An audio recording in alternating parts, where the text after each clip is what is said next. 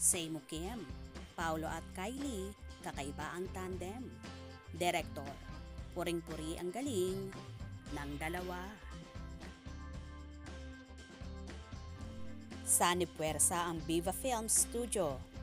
Viva, Rain Entertainment at Cineco Productions para sa romantic comedy film na Elevator na pinagbibidahan ni Paolo Avellino at Kylie Versosa at palabas na sa mga sinihan sa April 24.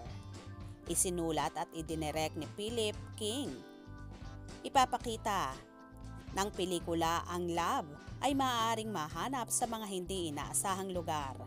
Ginagampanan ni Paolo si Jared, isang elevator attendant sa isang hotel casino complex sa Singapore. Marami siyang ambisyon, kaya nagde-develop din siya ng isang makabagong app para sa Pinoy migrant workers. Ipinipinch niya ang kanyang concept sa mayayamang negosyanteng nakakasabay niya sa elevator para mahikayat silang mag-invest. Sa kabila ng kanyang pagpupursige, palagi siyang tinatanggihan ng mga ito. Hanggang sa makilala niya si Byron Adrian Pang, isang Singaporean businessman na interesadong maging investor niya. Pero bago siya pumayag, gusto niyang pagandahin pa si Jared ang kanyang proposal sa tulong ni Bettina, isa ring OFW na nagtatrabaho bilang sekretarya ni Byron. Si Kylie ay si Bettina na sa simula ay masungit ang pakikitungo kay Jared. Maraming oras sila na magkasamang nagtatrabaho at habang tumatagal ay nagiging malapit sila sa isa't isa. Mas lumalim ang kanilang connection. Ibinabahagi nila sa isa't isa ang kanilang mga pangarap at aspirasyon. Mahuhulog na si Jared kay Bettina kahit na pinagbawalan siya dati na Bettina na ma-inlove sa kanya. Ito ay dahil si Bettina ay kasintahan din ni Byron.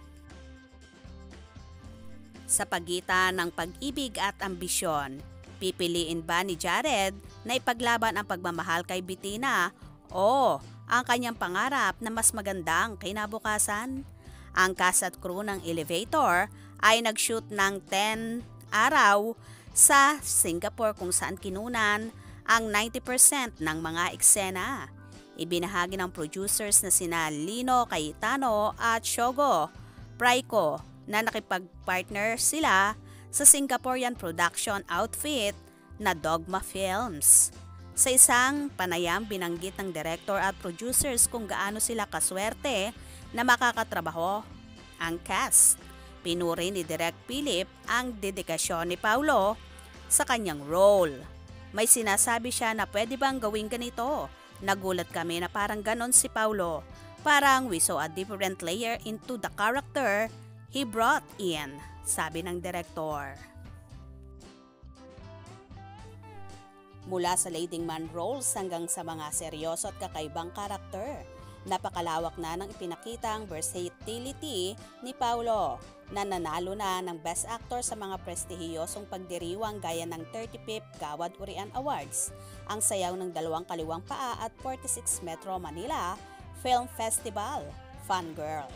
Gusto rin ni Direk Philip na maipakita ang ibang side ni Kylie sa Elevator. There's no need to force sexuality out of Kylie kasi naturality it oozes out of her. Paglalahad niya, baka nga people will be surprised of how she is her. Si Kylie ay unang nakilala ng manalo bilang Miss International 2016 mula sa pagiging beauty queen. Sumabak at nagtagumpay din siya sa pag-arte. Hinirang siyang Best Actress sa 2022 Districtive International Arab Festivals Awards para sa kanyang pagganap sa pelikulang The Housemaid. Puro papuri rin ang binigay ni Praiko kay Adrian, isang accomplished Singaporean actor na may mahalagang papel sa pelikula. Magaling, so professional, masarap katrabahoan niya. Nang ilabas ang official trailer ng Elevator noong March 20, ipinakita ng netizens ang kanilang excitement and support kaya umani ito ng 1 million views sa social media sa loob pa lamang ng 10 oras. Napanood din sa trailer ang memorable lines ni Kylie na bawal kang ma-inlove sa akin na tumatak sa mga hopeless, romantic. Sa nakaka-overwhelm na anticipation na ito, tiyak na magiging isa ito sa so much awaited films ngayong summer.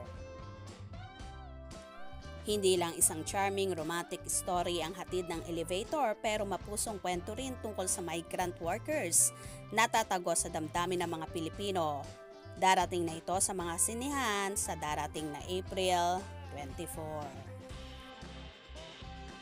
Well, wala ngang masabi ang mga direktor ng naturang pelikula sa husay at galing ng mga cast nito at bida na sina Paulo Avellino at Kylie Versosa.